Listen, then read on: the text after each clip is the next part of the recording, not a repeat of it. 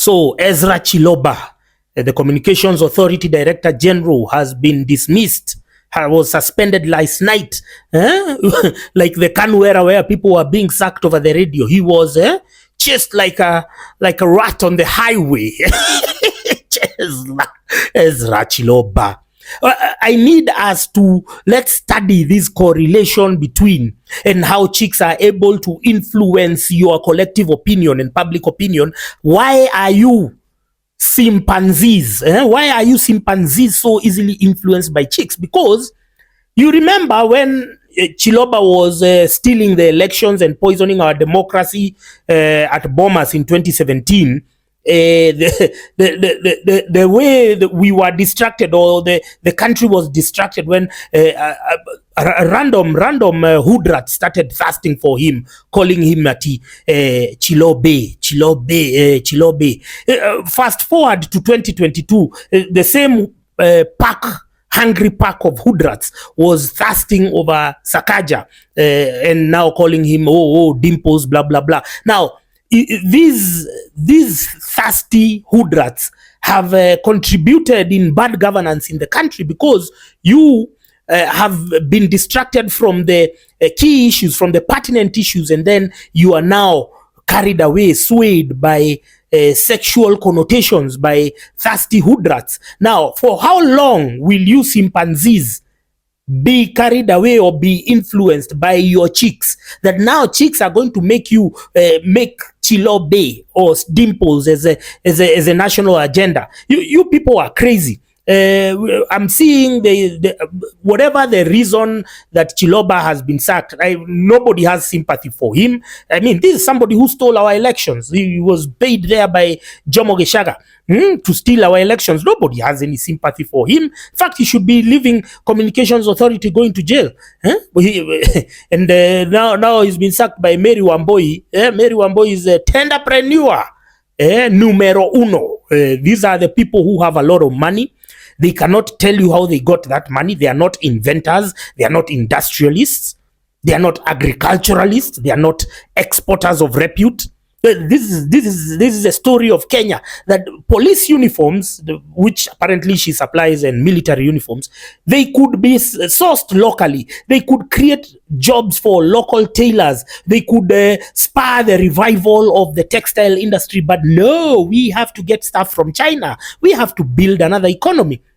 We were talking about BRICS the other day. You saw President Ruto refusing to go to attend the BRICS summit and blah blah blah. Yet all the entrepreneurs are importing sugar from Brazil. We are still funding, or we are still paying, and you are still boosting the Brazilian economy. And here we are pretending we don't want to join BRICS. We are already supporting. We are importing everything from China, from India. You're getting your rice, I don't know from where. Is the virtue signaling. They want to pretend, but behind the scenes they are doing business. These entrepreneurs, they are behind. And I was telling you, the Kenyan psyche is you don't assume, or you don't envision a scenario where everyone benefits because of your stupidity. The best you can do is go to bribe MPs in the toilet. You bribe them with 10 guizi per person, 10 guizi like langas. 10 guizi, shika your 10 guizi, pass this bill. We kill agriculture. We kill what? We increase taxes on fuel. We do all of these things. Yeah? This is a sad state of our country. And as you're doing that, the hoodrats over here are distracting the media and everyone, fasting over dudes who are committing atrocities, economic atrocities, social atrocities, political atrocities. Ezra Chiloba stealing an election. And the best you guys could do was, Chilobe, he is very smart. 2022, you've elected Sakaja. Sakaja can't even get a visa to go to the US. Why? Because of corruption. He's hit the ground running, not to do anything constructive for the young people in Nairobi, or to just do what he was elected to do. It's scandal after scandal. Oh, Sakaja has bought a house in Runda. Oh, there is this 47 billion. Oh, he's ran away CG to London. We are just hearing scandal after scandal. Nothing positive. Listen, I've seen somebody there talking. He was on Look TV. I like that guy. And he was saying that commercial sex workers have more dignity. They have more purpose in life than the Kenyan voter. Because if the Kenyan voter is being bribed, like we saw those stupid old women of Muranga singing Togokira Tene. They are being bribed. Maximum is 1,000. Now, a commercial sex worker will charge 1,000 for one night and she's disengaged. Probably it's not even for one night, even just a couple of hours. She's disengaged from that client. She washes and then tomorrow she's a new person. And then you for the same amount of money, you sell your voting rights. You sell your voting right to a politician for 5 years. How stupid are you? You understand? And this generation of boomers, we listen, as young people, as Gen Zs, I've told you, stop listening to your parents. Your parents are in the head. They are sick in the head. Your parents. This is what they've been doing. This is what they've been doing every electoral cycle, which is why President Ruto is so confident that if he hits the ground running with primitive accumulation now, he's just occurring. That's why he's put the whatever. If there is a CS, there is a Yamune Wanka who is a PS. If it's a PS, there is a Yamune Wanka there. That's the cycle. Now Owalo has been almost like kicked out. He's been kicked to the curb. And now there was his replacement, who is Ayamune, who was with President Ruto in America. So that's how it is, because the idea here is primitively accumulate. Then 1 year, you induce amnesia with a lot of sideshows and distractions and music. You create an anthem. I saw Malala yesterday asking people to register to compete for an anthem. You are just sending your intellectual property for free. And you're being lied to that you'll be paid 3 million shillings. Who will pay you 3 million shillings? Do you know politicians? The only trustworthy politician is a dead one. And you're conceding. I saw also some other people being asked to send their, I don't know what, if you have a business idea. Don't give out your intellectual property for free. Get your money. You hear? Get your money right. Let me tell you, these boomers, these boomers are fucked in the head. I was looking at Professor Tom Ojienda. And he was launching a sub-chief office. Just look at this idiot, man.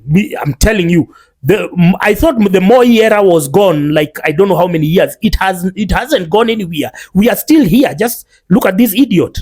Today, I declare the office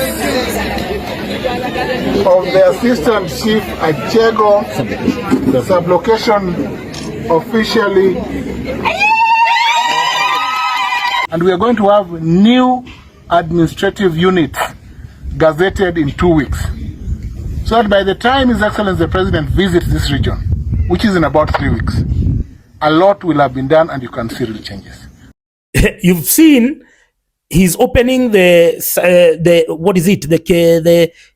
chief's office somewhere in Kisumu County. Now, this is a guy who's been telling us that he's gone to Statehouse to beg for development funds. Now, you look at that office for the chief, Bana. It looks like that one, those Wakoras who had raided Northlands, the one they built over there. There was an office which was built in when they raided Northlands. Now, this is what he went to Statehouse to do. This guy is not a senior counsel, Bana. You can't be a senior counsel when you're doing such things. What image, what impression are you giving to junior lawyers when you engage in such demagoguery? Professor Tom Ojienda, Bana. I used to see you on TV. We used to respect you guys, but you're showing us, you're proving time and time again that age is no longer a measure of wisdom. You guys you're doing stuff that was being done 30 years ago because you want to hoodwink. It's all about smoke and mirrors with you guys, yeah? So, Professor Tom Ojienda, man, that was so pathetic. You are the laughing stock of social media. Everyone is just laughing. If this is what you are going to do in Statehouse, afadhali hata ungenyamaza, you'd have kept quiet. You're there, you are just a bad representation. I don't understand what's happening with this country. Every day we are just moving from bad to worse. And you are the ones who have absconded your legislative duty so as to follow politicians, so as to display your unsolicited sycophancy. Professor Tom Ojienda, doesn't it mean something when you are a lawyer of repute, when you are a senior counsel? Will you are supposed to be our elder. What impression are you trying to give us when you're engaging in such? You've become like Akina Mulu Mutisia, Akina Karaoke Shotara. All of those were the stunts they used to pull during the Moi era. And I can hear stupid women over there clapping and ululating over what? Over launching a Mabati office. So I only thought the damn voters were in Murang'a. Kumbe Kisumu, you also have them. Oh, tragedy.